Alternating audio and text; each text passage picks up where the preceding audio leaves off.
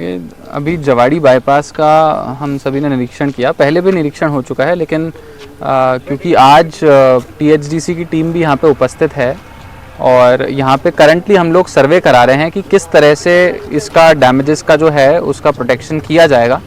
आप सब जानते हैं इस बार की आपदा में जवाड़ी बाईपास एक तरह से सबसे भीषण तरीके से यहाँ पे डैमेजेस जो हुए हैं वो जवाड़ी बाईपास रोड पे ही हुए हैं।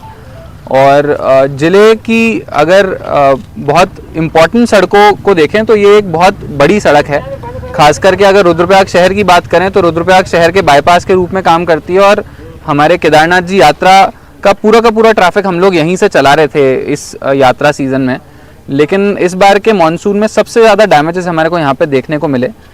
तो यहाँ पे जितने भी इंजीनियर्स हैं एनएच के, टीएचडीसी के, उन सब से हम लगातार वार्ता कर रहे हैं। आज भी हमने देखा स्पॉट पे तो जगह जगह पे यहाँ पे सिंकिंग बहुत ज़्यादा हो रखी है।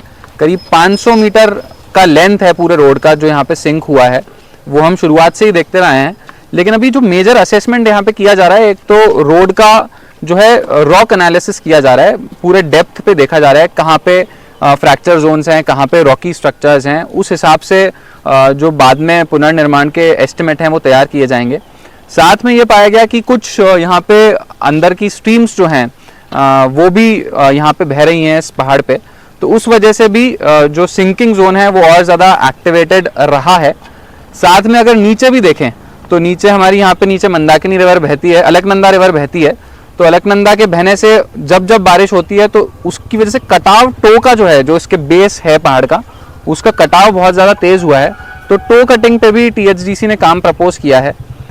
मेन उद्देश्य यहाँ पे आज निरीक्षण का यही था कि किस तरह से टीएचडीसी सर्वे कर रहा है, क्योंकि एक बार जब ये सर्वे रिपोर्ट तैयार हो जाएगी तो करीब अगले हफ्ते तक 10 से 15 दिसंबर तक हमारे को एक फाइनल डीपीआर टीएचडीसी बना के देगा और उसको एनएच भी असेस करके, हमारे यहाँ के जो लोकल इंजीनियर्स हैं वो भी असेस करके फिर भारत सरकार इसका रिपेयर का जितना भी एस्टिमेट है उस पूरी डिटेल डीपीआर को भारत सरकार तक भेजेंगे और उसके बाद एनएचएआई द्वारा इस रिपेयर को सैंक्शन किया जाएगा।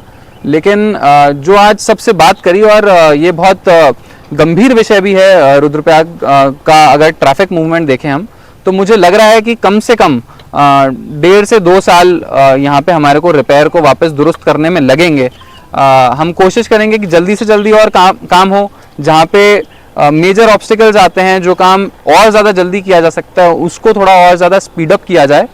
लेकिन अभी सबसे हमारे लिए महत्वपूर्ण चुनौती जो है वो मेरे ख्याल से अगले साल की यात्रा सीज़न रहेगी, क्योंकि जैसे जैसे मई जून का टाइम आएगा और उस टाइम पे यात्रा का लोड भी बढ़ेगा, ट्रैफिक का लोड बढ़ेगा, तो हम इस रोड को किस तरह से उस टाइम पे यूज़ कर पाएंगे और किस तरह से टेम्पररी ट्रीटमेंट इस रोड का उस टाइम तक कर पाएंगे, ये हमारी प्राथमिकता रहेगी और उसी हिसाब से सारे इंजीनियर्स को ब्रीफ भी किया जाएगा।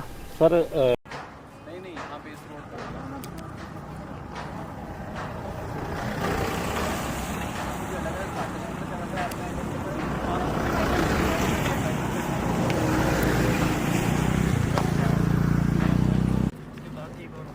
यहाँ पे भी होगा, अभी तक नहीं।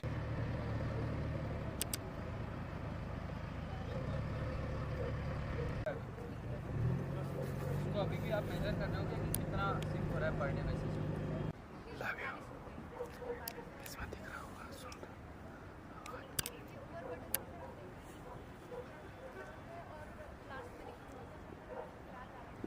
यहाँ पे चल रहा है, कौन कर रहा है इसको बुलाओ, कौन कर रहा है?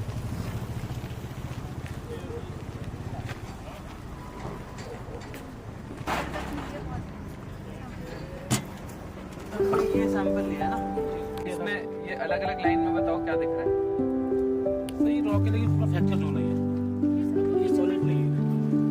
नहीं मुझे बताओ ये एक लाइन का कुछ मतलब है? 28 मीटर में एक बार आप हमारे लिए है इसका मतलब जैसे वो 8 मीटर पे है, 8 मीटर पे भी एक सॉलिड मास मिला है।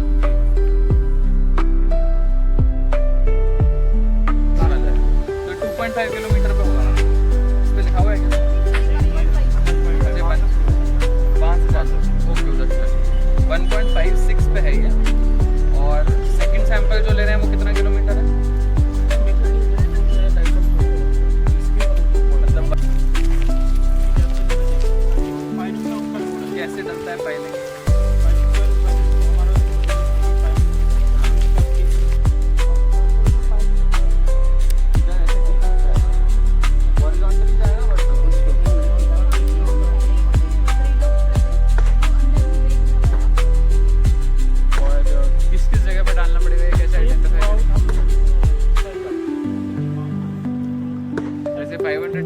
से, अच्छा तो कितने पाइप्स डालने पड़ेंगे? सेंटर टू सेंटर जैसे 5 मीटर हो गया।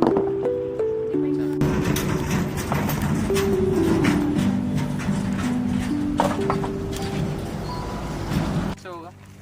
सर अब तो हम इस स्लाइड लाइन को मार्क करते हैं, जैसे यहाँ पे स्लाइड लाइन यहाँ से आ रही है, तो इससे लगभग 5 यहीं से आ रही है, हाँ। इससे लगभग 5 मीटर ऊपर से करेंगे कि ऊपर से भी हमारा